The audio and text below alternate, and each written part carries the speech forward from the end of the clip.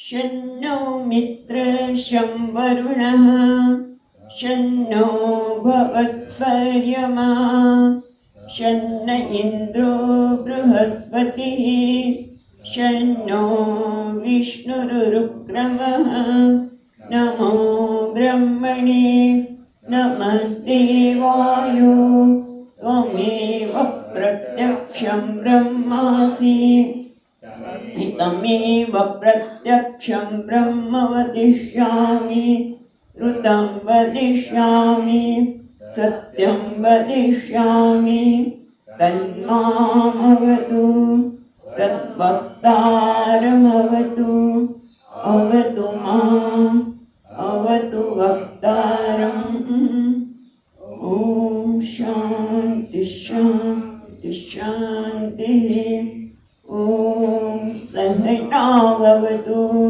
सहनौ भुनक्तु सह वीर्यं करवावहै तेजस्विनावधीतमस्तु मा विद्विषावहै ॐ शान्ति शान्ति शान्तिः श्रुतिस्मृतिपुराणानाम् आलयं करुणालयं नमामि भगवत्पादं शङ्करं लोकशङ्करं शङ्करं शङ्कराचार्यं केशवं बादरायणं सूत्रभाष्यकृतौ वन्दे भगवन्तौ पुनः पुनः ईश्वरो गुरुरात्मेति मूर्तिभेदविभागिने व्योमवद्व्यक्तदेहाय दक्षिणामूर्तये नमः। श्रीहरिं परमानन्दम् उपदेष्टारमीश्वरम् कारणं सर्वलोका व्यापकं सर्वलोकानां कारणं तं नमाम्यहम्।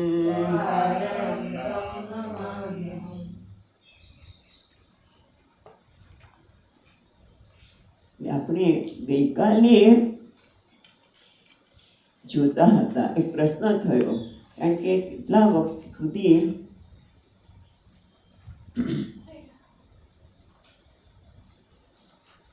એ બતાવ્યું કે મોટાભાગના લોકો એક વસ્તુને બીજી વસ્તુ તરીકે જોતા હોય છે. તો એનું કારણ શું છે? પ્રશ્ન એ થયો હતો કે વિપર્યાસ જે થાય છે એ વિપર્યાસનું વિપર્યાસ એટલે કે વસ્તુ એક છે ને બને બીજી જોઈ છે દોરડો અને દેખાય છે સર્પ. અને એ જ રીતે વ્યક્તિ કુંડળને સોનુંમાં સોનું એટલે કુંડળ જેટલું જ છે એ સિવાય નથી, એ બધું જે થઈ રહ્યું છે એનું કારણ શું છે? તો એના માટે આપણને 75મા શ્લોકથી બતાવ્યું કે અજ્ઞાન યોગત પશ્યતિ અજ્ઞાન યોગત. અજ્ઞાનના કારણે એ વસ્તુનું જેવું છે તેવું જ્ઞાન નથી. અને એટલા માટે નદીમાં વ્યક્તિ જઈ રહ્યો છે, હોડીમાં જ નદીમાં હોડીમાં બેસીને વ્યક્તિ સફર કરી રહ્યો છે અને વૃક્ષો પણ એની સાથે નદીના તટ ઉપરના વૃક્ષો પણ એને ચાલતા દેખાય છે, કારણ કે એને યથાર્થ જ્ઞાન નથી. માટે એ તો ગઈકાલ બીજો પણ દ્રષ્ટાંત આપ્યો કે જેને કમળો થયો છે એને શુભ્ર વસ્તુ એટલે કે શંખ પણ પીળો આંખના દોષથી લાગી શકે છે.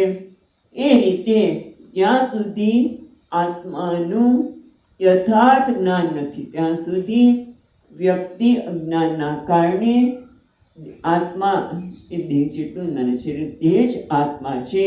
આત્માની એથી કોઈ વિશાળતા મહાનતા છે જ નહીં. એક જ દેહને આત્મા અજ્ઞાનના લીધે માને છે. પછી આપણે અલાતનું અલાત એટલે કે પેલું મસાલના બ્રહ્મની પણ વાત કરી. પછી એ પણ બતાવ્યું કે મહાન વસ્તુ હોય, એકદમ મોટી હોય, પણ દૂર દેશથી આપણને નાની દેખાય છે. એ રીતે આત્મા તો મહાન છે, પણ દૂર દેશે ખૂબ દૂરથી, અહીંયા દૂરથી નથી જોતા, પણ અહીંયા તો દેહમાં બેસીને જોવે છે. જ્યારે એ વ્યક્તિ દેહમાં બેસીને જોવે છે ત્યારે આત્માની મહાનતાને બદલે એને અલ્પતા ભાસે છે, અલ્પતા એને જણાય છે. અને એ જ રીતે જે વસ્તુ નાની છે એ મોટી દેખાય છે. તેનાથી નેત્ર, ઉપર નેત્રથી એ નાની વસ્તુ એને મોટી જણાય છે. આપણે વિસ્તારથી જોયું. પછી કાચ ભૂમિની પણ વાત કરી ગઈકાલે કે જ્યાં સ્થિર છે પણ છે તો જળ, પણ એને ત્યાં સ્થળ દેખાય છે, ભૂમિ દેખાય છે, અને ભૂમિ છે ત્યાં જળ દેખાય છે. હવે આગળ આપણે આટલા બધાનું કારણ વસ્તુ જેવી છે એવી ન જોવાને કારણે છે. માટે અજ્ઞાન યોગ, અજ્ઞાનને લીધે વસ્તુ એવી જણાતી નથી, એમ દેહને પણ આત્મા માની લે છે. હવે આપણે આગળ જઈએ. તો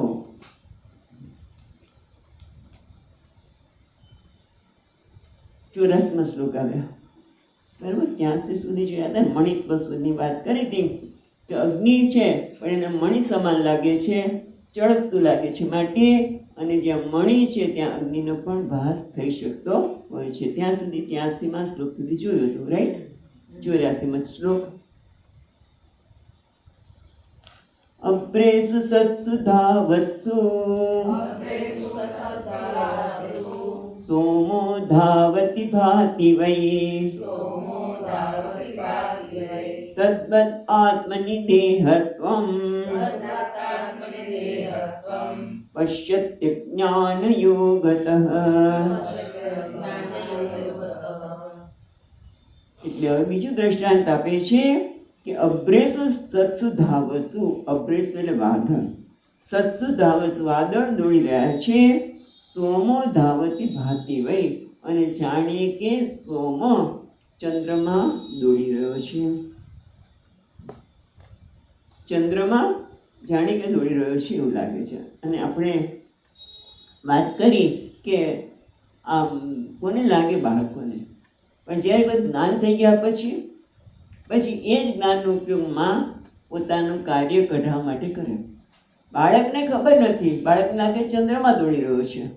માને ખબર છે કે ખરેખર ચંદ્રમાં તો સ્થિર છે, વાદળ દોડી રહ્યા છે, એના કારણે પેલો ચંદ્રમાં દોડતો જણાય છે.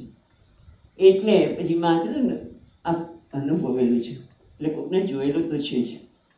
કે અથવા તો નાના ભાઈ બહેને મોટા હોય એટલે એને લઈ જવાના હોય, કેળવાનું કે ગમે નહીં, એટલે કે ચાલ જો આપણે ચંદ્રમાની સાથે દોડીએ. કોણ પેલા દોડે છે? તું કે હું? એમ કરીને એને દોડતા કરી દે. પણ એ વખતે પણ પેલી વ્યક્તિ જ્યારે બાળકને કહે છે ત્યારે એ જાણે છે કે ખરેખર અભ્રસ્તુ ધાવત્સુ, આ દોડી તો વાદળ રહ્યા છે અને ચંદ્રમાં દોડી રહ્યા છે. એવું આપણે શું કરીએ? અધ્યાસ કરીએ. ચંદ્રને દોડતો માનીએ છીએ, એટલે અધ્યાસ કરવામાં આવે છે. કેમ? અજ્ઞાન, કારણ બાળકને જ્ઞાન નથી માટે. અને એ જ રીતે તદ્વદ આત્મની, તે જ રીતે આત્મા ઉપર આત્મની સપ્તમી વિભક્તિ દેહત્વમ, એને આત્માને દેહ જેટલો જ માનવામાં આવે છે, કારણ કે ત્યાં સુધી જ્ઞાન થયું નથી. અજ્ઞાન યોગતઃ, અજ્ઞાન સાથે જોડાવવું. તો યોગ એટલે જોડાવવું. અજ્ઞાન સાથે જોડાયેલા છે માટે નહીં, જન્મ્યા ત્યારથી અજ્ઞાન લઈને જન્મ્યા છીએ, અને એટલે દેહને આત્મા માનીએ છીએ. પછી કોઈ બધા માને છે, એટલે આપણને કંઈ ખોટું થતું એવું લાગતું જ નથી. અને જ્યારે આપણે આવી વાત કરીએ તો માણસને કે અઘરું છો. એટલે ઘણા લોકો સત્સંગમાં એટલે ગમે કે અમારી માન્યતાને તમે તો પડકારો છો, અથવા તો અમારી માન્યતા તમે ખોટી કહો છો. એમ કે અપરોક્ષાનો બધી ભણાવો છો તો બહુ અઘરી છે. અઘરું ક્યાં છે? વસ્તુ આપણને અઘરી એટલે લાગે છે કે આપણા માટે નવું છે, વિચાર કરવાની પદ્ધતિ જ નવી થઈ ગઈ છે, એટલા માટે અઘરું લાગે છે. એટલે માણસ કે આવું તો હોતું હશે, તરત આપણે ખબર થાય આવું તો હોતું હશે. તમે કહો છો એવું તો હોય, બધા માને છે દેહને આત્મા માં મળી, તમે નવું જ કામ કહો છો આવું ખોટું ખોટું? ના, પણ શાસ્ત્ર કહે છે કે અજ્ઞાનના લીધે આમ પોતાની દેહ જેટલો જ માને છે. હવે આગળ પાછું કહે છે 85મા શ્લોકમાં યથૈવ દિક્પર્યાસો તો દિક્વિપર્યાસ મોહાદ ભવતિ કસ્યચિત તદ્વદ આત્મનિ દેહત્વમ પશ્યત જ્ઞાનયોગતઃ. તો પાછળ બીજું દ્રષ્ટાંત આપે છે કે કસ્યચિત કોઈકને મોહાદ ભવતી મોહના લીધે એટલે અવિવેકના લીધે દિક્ભ્રમ દિશાનો ભ્રમ થઈ જાય. કઈ દિશા પૂર્વ દિશા છે કઈ પશ્ચિમ છે ખબર જ નથી. દિવસે પણ થાય છે ખરેખર આપણે વિચાર કરવો પડે કે ઉત્તર દિશા કઈ, અને પાછું બહુ વિચાર કરવો પડે કે આપણે ઉત્તર પૂર્વ દિશામાં ઊભા રહ્યા હોય તો જમણી બાજુએ ઉત્તર દિશા એવું. અને એ તમે અત્યારે તો મેપ છે એટલે ક્યાંય જવું હોય તો તમે રોડ મેપ મૂકી દો એટલે વાંધો નહીં. અને પાછું વચ્ચે ક્યાંય હોય તમને ડાપણ, એમ કે ડાપણ એમ કે તું ખોટે રસ્તે જાય છે, આમ નહીં વળવાનું, અહીંથી વળ અહીંથી વળ. પણ પહેલાંના વખતની વાત કરે છે જ્યારે આ પ્રકારના જીપીએસ, બરાબર, જીપીએસ નહોતું ત્યારે, પણ ત્યારે એમ કે તમે પશ્ચિમ દિશામાં જાઓ, પૂર્વ દિશામાં જાઓ તો એ દિશાનું ભાન હોય તો તમે યોગ્ય રસ્તે જઈ શકો. નહીંતર ઘણી વખત દિગ્ભ્રમ થઈ ગયો હોય અને એ માણસ ઉલટી દિશામાં જ જાય અને ઉલટાનું પોતાના ધ્યેયથી બહુ દૂર દૂર જતો રહે છે. એમ આપણને બધાને જે અજ્ઞાનના કારણે દિગ્ભ્રમ થઈ ગયો છે. અજ્ઞાનના કારણે દિગ્ભ્રમ કયો થયો છે? દિશાનો ભ્રમ. સુખ જે વિષયમાં છે, સુખ તો જગતમાં જ છે, વ્યક્તિઓમાં જ સુખ અને શાંતિ સમાયેલા છે, માટે મેળવવા માટે એ દિશામાં દોડાઈ જાય છે. અને પોતે ખોટી દિશામાં જતો હોય તો માણસ ઊભો રહે. જેમ કે રાત્રે માણસ જતો હોય અને એને કહેવામાં આવે કે તમે પૂર્વ દિશામાં આગળ જજો, તો એ રાત્રે પૂર્વ દિશા કંઈ ખબર ન પડે. ઘણી વખત એવું પણ બને, કારણ કે નવી જગ્યાએ આવી જાય એટલે પછી પૂર્વ પશ્ચિમ બદલાય છે. પેલું હોકાયંત્ર પણ ન હોય એવું પેલા એને તરત હજી છે મારી પાસે, તમે જે આમ મૂકી દો એટલે ખબર પડે કે ક્યાં પૂર્વ દિશા છે, તમારે ક્યાં ભગવાનને બેસાડવા વગેરે. કંઈ નવી જગ્યાએ જાઓ તો કયા સ્થાન આપવું ભગવાનને એ તમે જોઈ શકો. પણ ન ખબર હોય તો આવું એટલું થાય કે હંમેશા કે ઈશાન ખૂણામાં ભગવાન રાખ, પણ ઈશાન ખૂણો કોને કહેવાય ખબર નથી. પછી નૈઋત્યમાં રાખો તમારે ભગવાન દિશામાં, તો નૈઋત્યમાં સમૃદ્ધિનો, લક્ષ્મીજીનો વાસ છે, સમૃદ્ધિ આવે. વાયુમાં રાખો તો તમે ટેબલ, તો ભણવામાં તમને બધું તમે સારી રીતે ભણી શકો, વિદ્યાની પ્રાપ્તિ થાય વગેરે કે. પણ ખબર જ ન હોય તો એને દિગ્ભ્રમ કહે છે. એમાં કોઈ વ્યક્તિ રાત્રે જઈ રહી છે અને મેં જવાનું છે પણ પૂર્વ દિશાની જ ખ્યાલ નથી કે જેથી બીજી દિશા નક્કી કરતો શું કરે? ત્યાં અટકી છે. વિવેકી હોય તો અટકી જાય, બાકી તો શું દોડે જ રાખે છે. આપણે દોડી જ રાખીએ છીએ. દિગ્ભ્રમ થયો છે એવું ખબર પડે તો ઇતર તો ઇતર થાકી જઈશ, નહીતર થાકી જઈશ. એવું થતું નથી, આપણે થોપતા જ નથી, થાકી જઈશ, પછી કંટાળી જાય છે. અને પછી માણસ એટલો થાકી જાય છે કે બધું ન છોડવાની વસ્તુ છોડી દે, કામ જ નહીં કરવું. હવે શરીર તો એના માટે જ આપ્યું છે કે કામ કરવા માટે, પણ ખોટી રીતે વ્યવહાર કર્યો હોય એટલે અમુક ઉંમર પછી માણસ થાકી જતો હોય છે. થોપ નહીં તો થાકી જઈશ, વિવેક કર નહીં તો થાકી જઈશ. પણ આ વ્યક્તિ રોકાઈ જાય, રાત્રે સવાર ઉઠે, જુએ કે સૂર્યનારાયણ ક્યાં ઉગ્યા છે અને તે આગળ વધે છે, થોભે તો કંઈક આગળ જઈ શકાય. એટલે એ વાત અહીંયા કહે છે કે જે રીતે યથેવ દિગ્વિપર્યાસઃ મોહાદ ભવતી કસ્યચિત, મોહના કારણે, અવિવેકના કારણે, કસ્યચિત કોઈકને દિગ્ભ્રમ, દિગ્ભ્રમ નથી શબ્દ વાપરતા, પણ દિગ્વિપર્યાસઃ દિશાનો, બીજી ખોટી દિશાનો ભ્રમ થઈ જાય છે. ત્યારે એ જ રીતે જે અવિવેકી છે, જે અજ્ઞાનથી ઘેરાયેલો છે, એને આત્મામાં દેહત્વનો વિપર્યાસ થઈ જાય છે. આ દેહને આત્મા જેટલો જ માનવા લાગ્યો છે. પછી બીજો દ્રષ્ટાંત, એટલે એક 12 દ્રષ્ટાંત આપે છે, 12 શ્લોકમાં જુદા જુદા દ્રષ્ટાંત. પછી આગળ કહે છે યથા શશી જલે ભાતિ ચંચલત્વેન કસ્યચિત તદ્વદ આત્મનિ દેહત્વં પશ્યત્યાનયોગતઃ, પશ્યત્યાનયોગતઃ. 86માં શ્લોકમાં કહે છે યથા શશી જલે ભાતિ ચંચલત્વેન કસ્યચિત, કોઈકને ચંદ્રમા પાણીમાં દેખાય છે.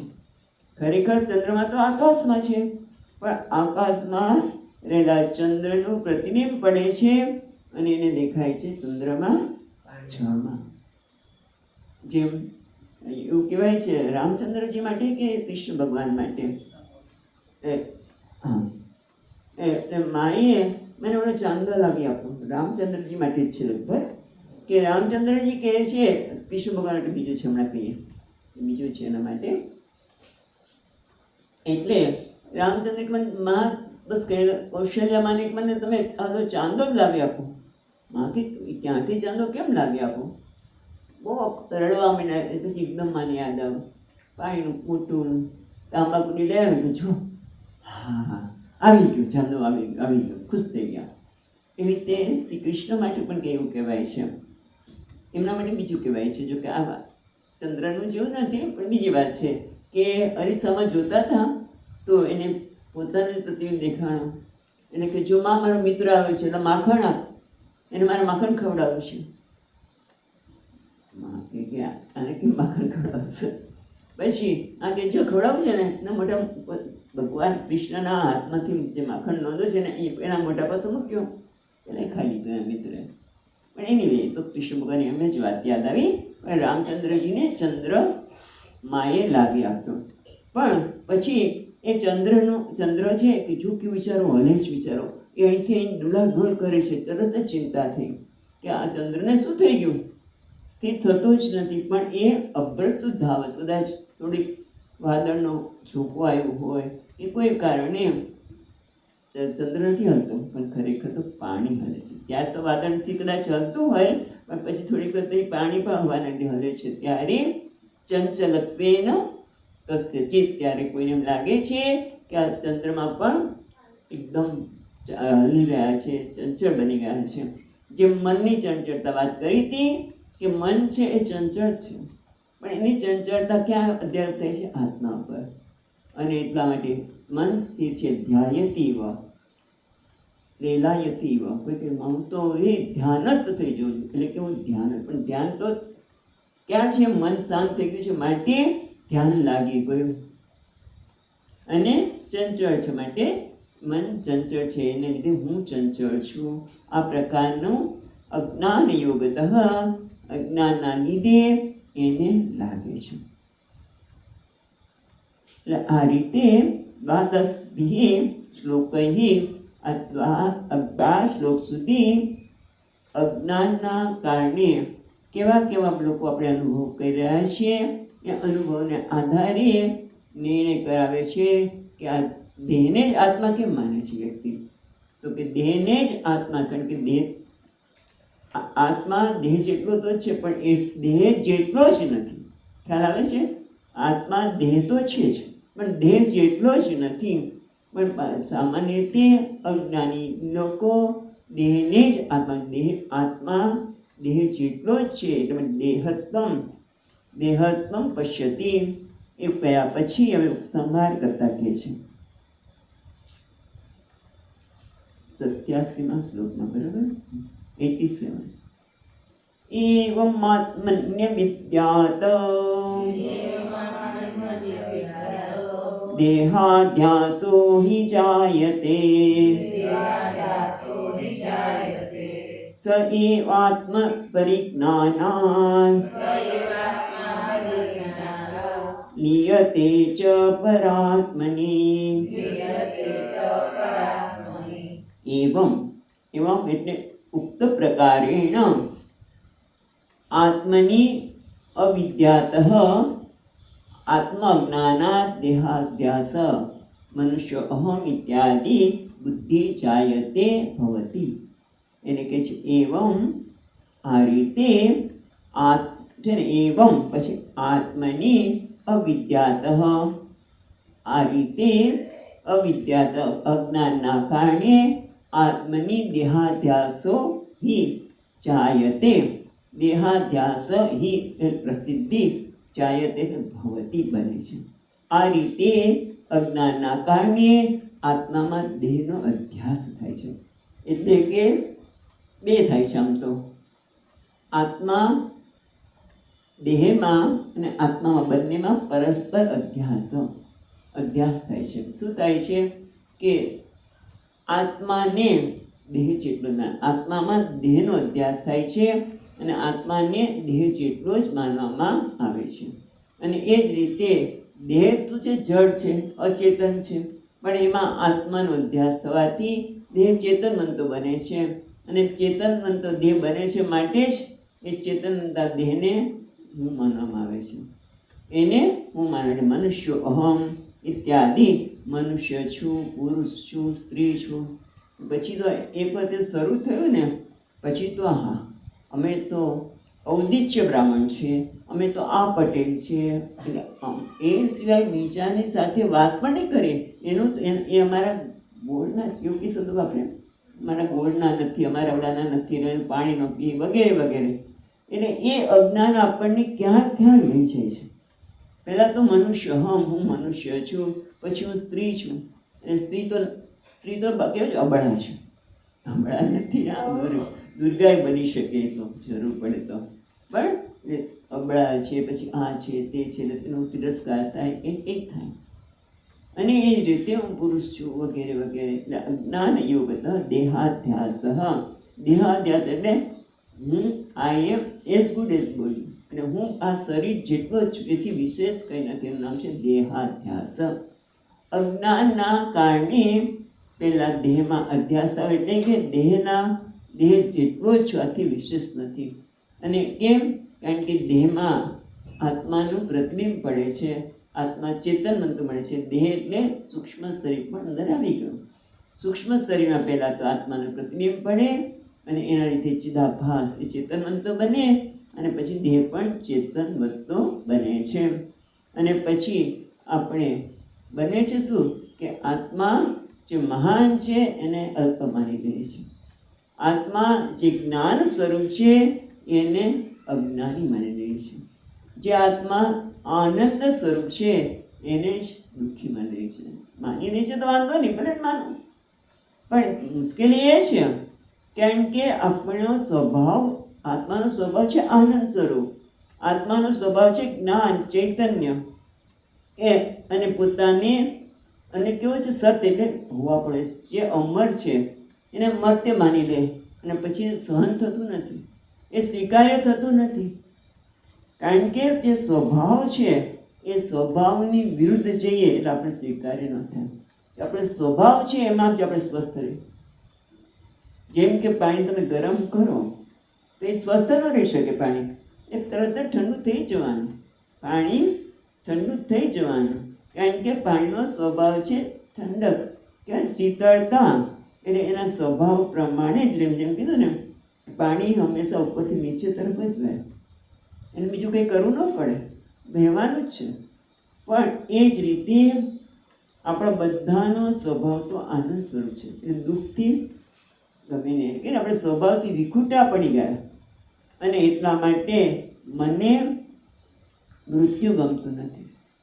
મૃત્યુ ભલે આપણે કહીએ ખરા, કેટલું જીવવાના છે, હવે ભગવાન તો લઈ લે તો સારું, પણ ખરેખર જો ભગવાન લેવા આવે ને તો મોટા ભાગના લોકો, મોટા ભાગના જેને જ્ઞાન છે ને કંઈ વાંધો નથી, ચાલી જાય, એ જ્ઞાનની વસ્તુ છે.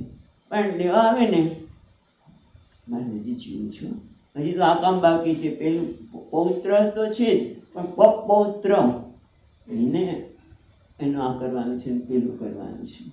કારણ કે મૃત્યુ ગમતું જ નથી, કારણ કે મારો સ્વભાવ નથી, માટે એમાં કંઈ ખોટું નથી.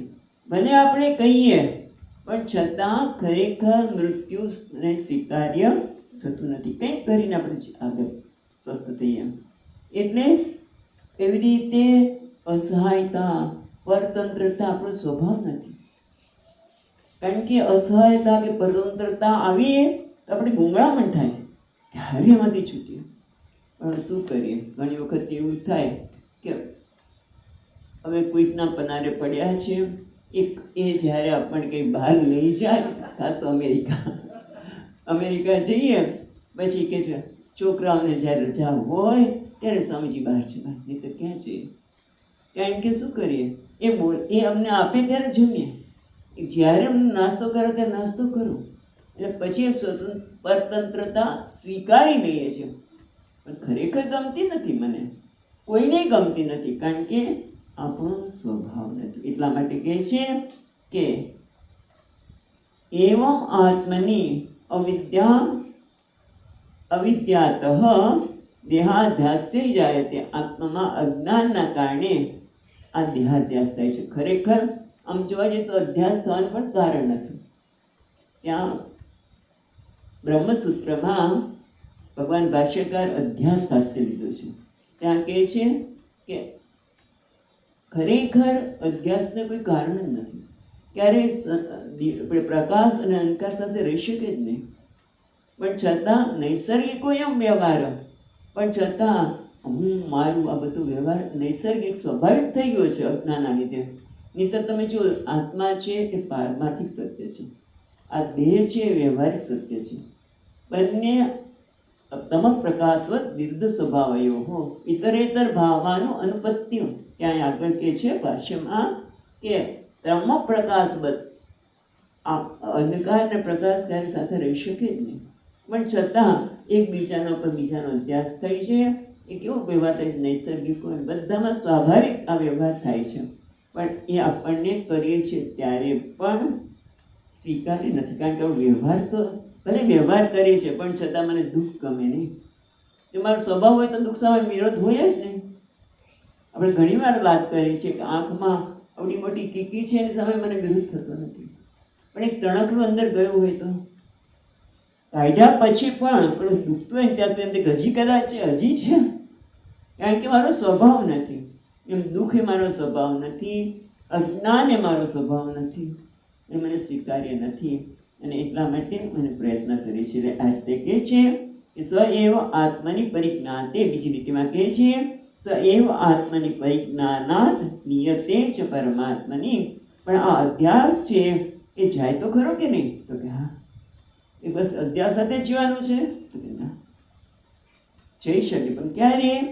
એવમ આત્મની પરિજ્ઞાત, એવમ આત્મ પરિજ્ઞાનાત, જ્યારે આત્માનું યથાર્થ સ્વરૂપનું જ્ઞાન થાય છે ત્યારે પરમાત્માની નિયતે, આ અધ્યાસ છે, અધ્યાસનું કારણ છે અજ્ઞાન, અને અજ્ઞાન દૂર થાય જ્ઞાનથી.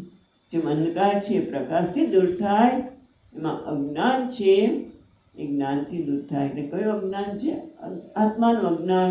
એટલે આત્મ પરિજ્ઞાતે, આત્માને જ્યારે જાણી છે ત્યારે આ અજ્ઞાન અને એના કારણે થયો અધ્યાસ એ બધું પરમાત્માની નિયતે, પરમાત્મામાં લીન થઈ જાય છે. અધ્યાસથી મુક્ત થવાય છે.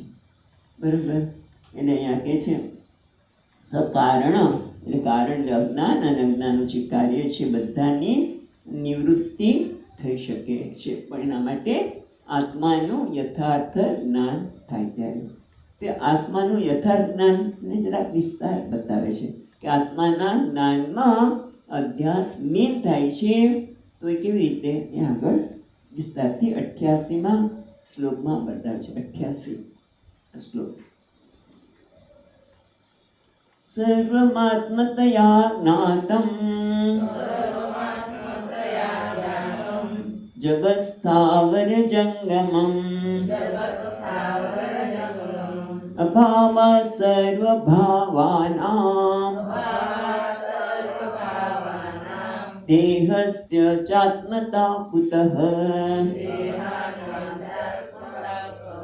દેહસ્ય છે પણ તમારા બીજું પણ હોઈ શકે, કારણ કે બંને ચોપડીમાં થોડીક રીડિંગ ફેર છે. ચોપડી અહીંયા હતી છે એટલે બંનેમાં થોડુંક ફેર છે. દેહસ્ય તમે કદાચ દેહસ્ય બોલ્યા હોત તો વાંધો નથી, પણ તમને યાદ અપાવું છું. સારું, ઓકે.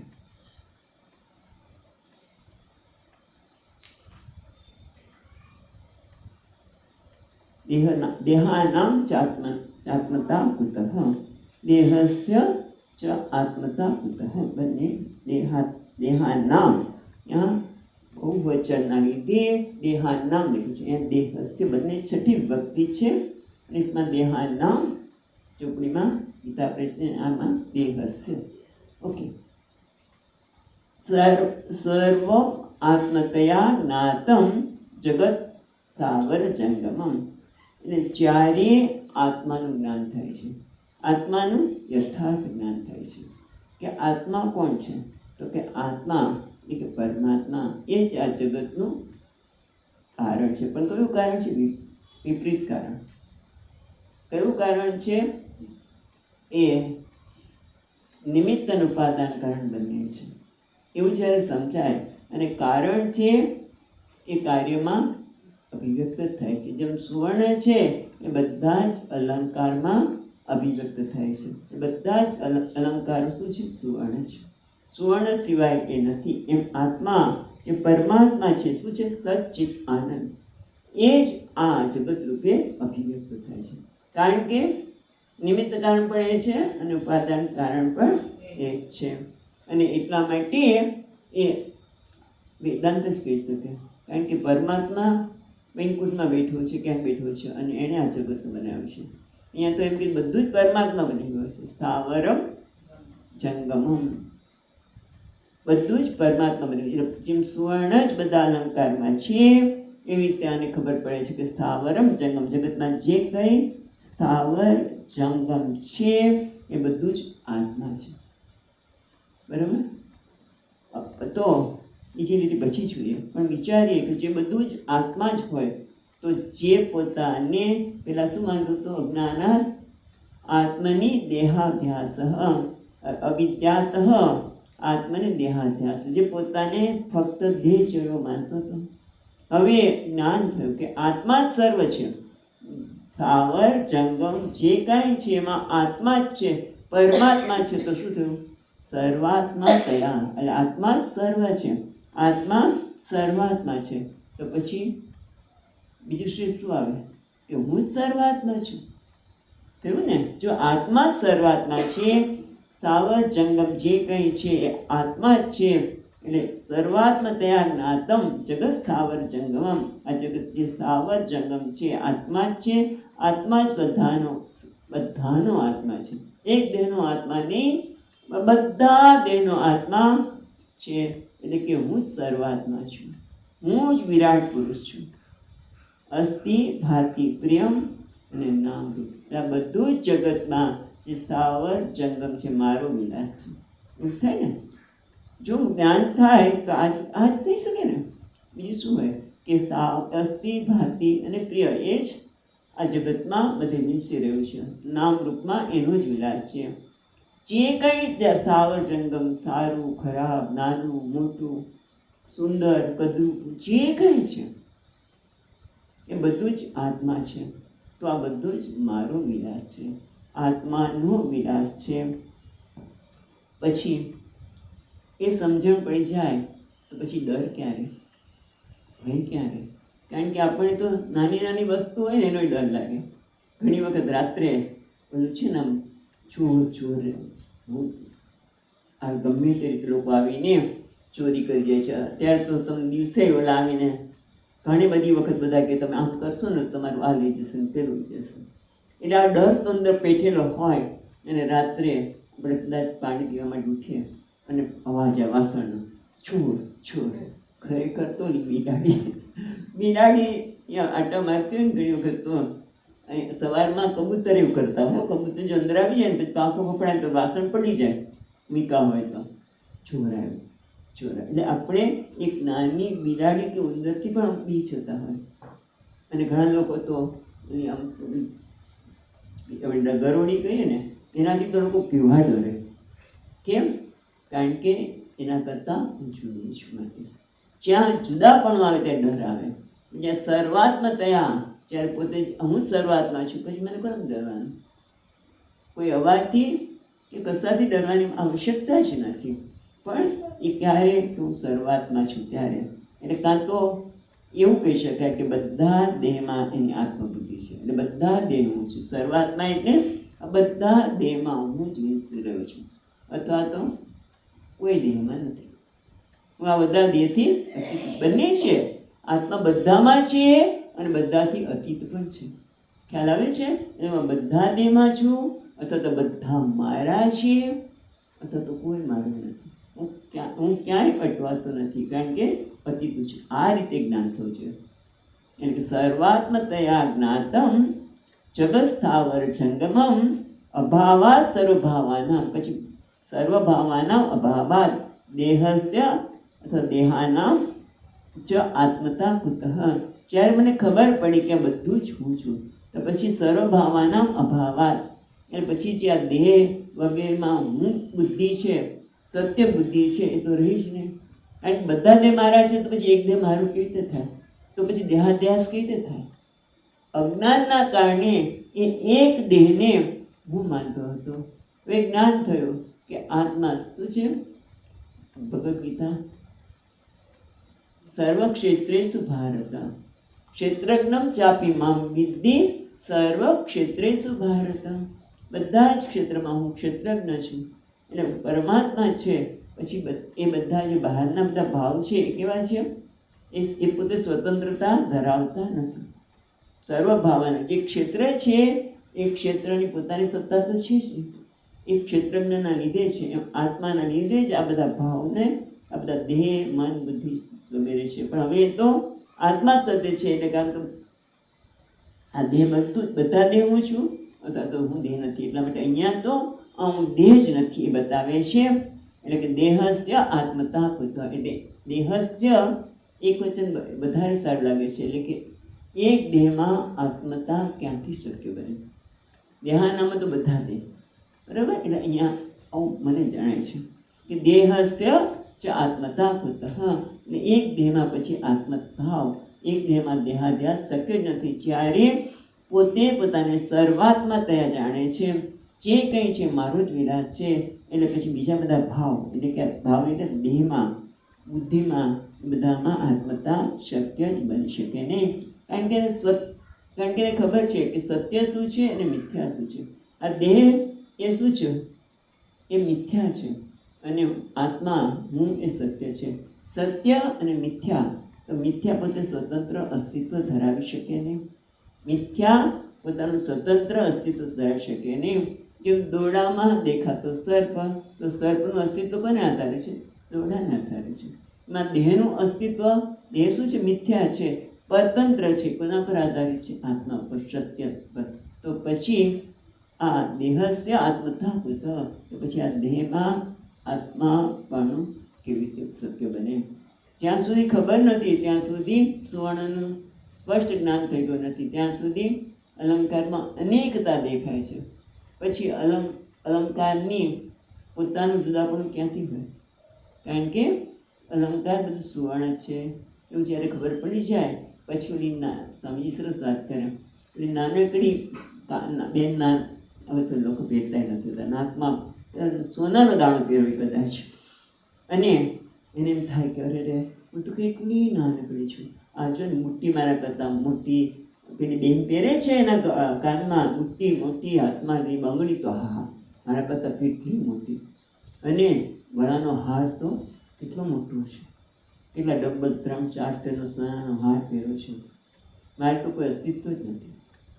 પણ જ્યારે એને ખબર પડે કે આ નાકમાં નાનકડી જે ચૂની છે એ પણ સુવર્ણ જ છે, અને કુંડળ, બંગડી, હાર પણ સુવર્ણ છે, પછી ઓલાને એમ ન થાય નાનકડી ઓલી નાકની ચૂનીને કે અરે રે હું તો નાની છું, કારણ કે હું તો સુવર્ણ છું.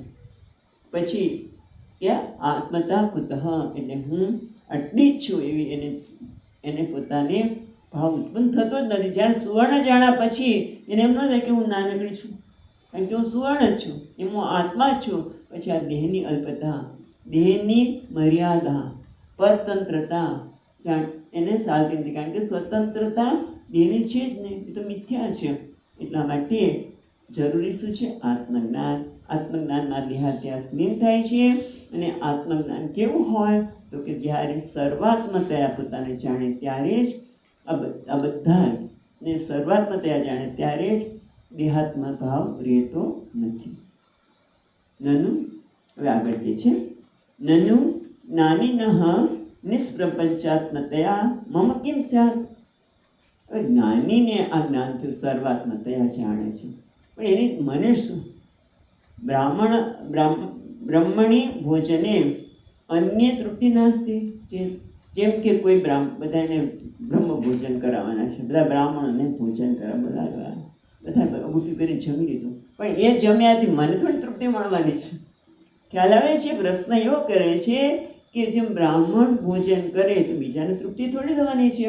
એમ તમે એમ કહો છો કે જ્ઞાની જ્યાં પોતાની સર્વાત્મતયા જાણે છે, એટલે નિષ્પ્રપંચ આત્મતયા, પોતે નિષ્પ્રપંચ આત્મતયા જાણે છે, પણ એની મને શું થાય?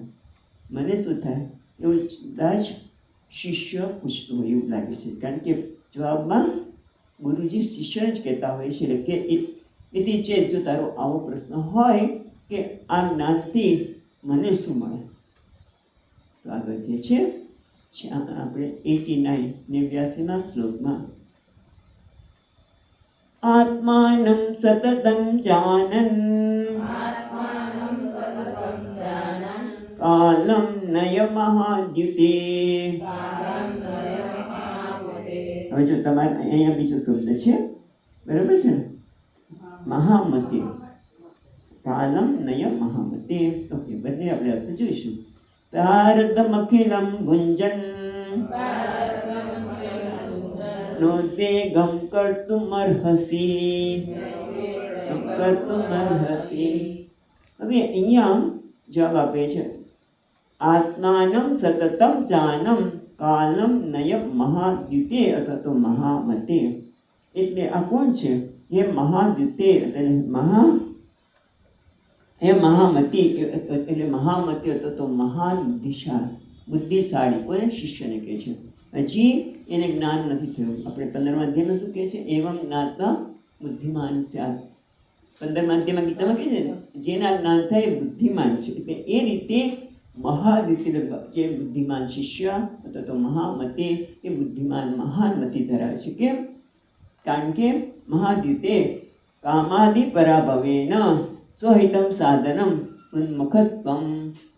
ગુરુજી પોતાના શિષ્ય હજી એ જ્ઞાનના સ્થિત થયો નથી, છતાં પણ કહે છે કે હે મહાદ્યુતિ, હે મહાબુદ્ધિમાન, તું શું છે? કામાદિ પરાભવેન, તે તારા રાગ દ્વેષને પરાભવ કર્યા છે. તે રાગ દ્વેષ કામ ક્રોધના હવે પ્રભાવમાં આવ્યો નથી, માટે મહાબુદ્ધિ કહે છે. મહાદ્યુતિ, તું મહાન બુદ્ધિમાન છે, કારણ કે તે તારા કર્મને પરમાત્માને અર્પણ કર્યા છે. કારણ કે બે વસ્તુ છે, કોઈ પણ કર્મ કરીએ તો કાં તો અહંકારને અર્પણ થાય, અહંકારની તૃપ્તિ માટે થાય, અથવા તો પરમાત્માની તૃપ્તિ માટે થાય. સ્વકર્મણાત્મ અભ્યર્ચમ સિદ્ધિ વિંદતિ માનવ. એટલે આ શિષ્યને સિદ્ધિ પ્રાપ્ત કરી છે. કયા પ્રકારની? કે રાગ દ્વેષને પરાભવ કર્યા છે, એના પ્રભાવમાં આવતો નથી. અને સ્વામીજીના શબ્દોમાં કહીએ તો, પૂજ્ય સ્વામીજીના, કે હવે એ કન્ઝ્યુમરને પણ કોન્ટ્રીબ્યુટર બને છે. કન્ઝ્યુમર એટલે લેનાર, માગનાર. સતત આપણે માગીએ છીએ. શરીરની માગણી નથી હોતી, ઘણી બધી માગણી હોય છે. શરીરની જરૂરિયાત તો બધાની હોય છે, શરીર ચલાવવું હોય તો બધું જોઈએ, ખાવા પીવા ભિક્ષાય જોઈએ, સંન્યાસી બને તોય જોઈએ એને શરીર ચલાવવા માટે. પણ બીજી પણ માગણી આપણે હોય છે, મનના સ્તરેની આપણે માગનાર છીએ.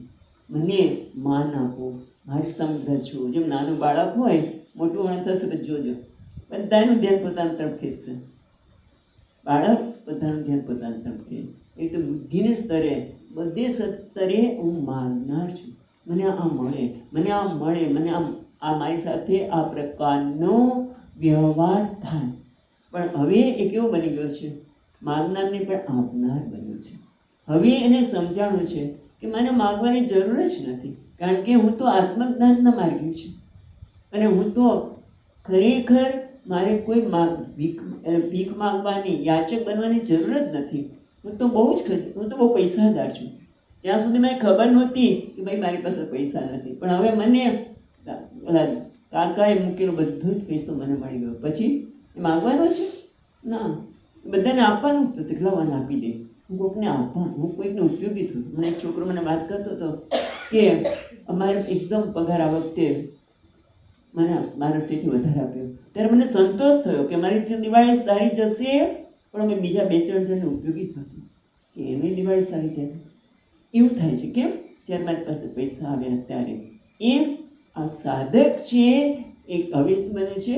આપનાર બને છે. હવે બધા પાસે મનની અને બુદ્ધિના સ્તરે જે યાચકતા તેની જતી રહી છે. એટલે હું પ્રેમ આપું, હું બધાને આદર આપું. મારે કોઈને આદરની આવશ્યકતા જ નથી.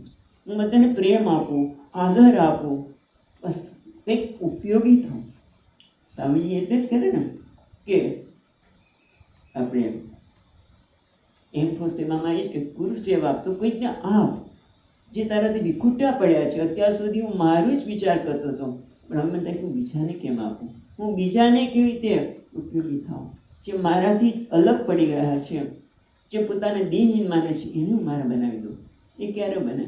જ્યારે મારી પાસે કંઈક હોય ત્યારે. એવો આ મહામતિ છે. એટલા માટે કહે છે કે હે મહામતે, કામાદિ પરાભાવેન સ્વહિત સાધનમ ઉન્મુખોત્તમ. અને તું આ કામાદિથી મુક્ત થઈને હવે તું કેમ તારા સ્વસાધન, તું સ્વસાધન ઉન્મુખોત્તમ, તું તારું જે સાધ્ય છે મોક્ષ, એના માટે ઉન્મુખ પ્રવૃત્ત થયો છે. માટે મહામતિ છે. તારા જીવનમાં હવે નિર્ણય થયો છે મારે મોક્ષ જ જોઈએ છે. મોક્ષ તો બધાને જોઈએ છે. મુક્તિ કોને નથી ગમતી? નાના બાળકથી માંડીને બધાને મુક્તિ જોઈએ છે.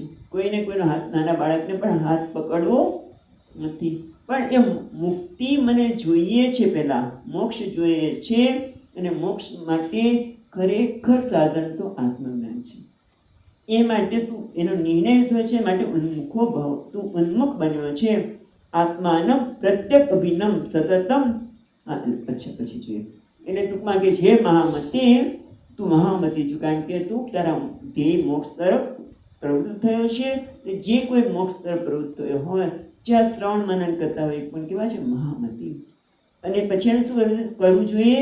આત્માનમ સતતમ જાનન કાલમ નય મહામતી.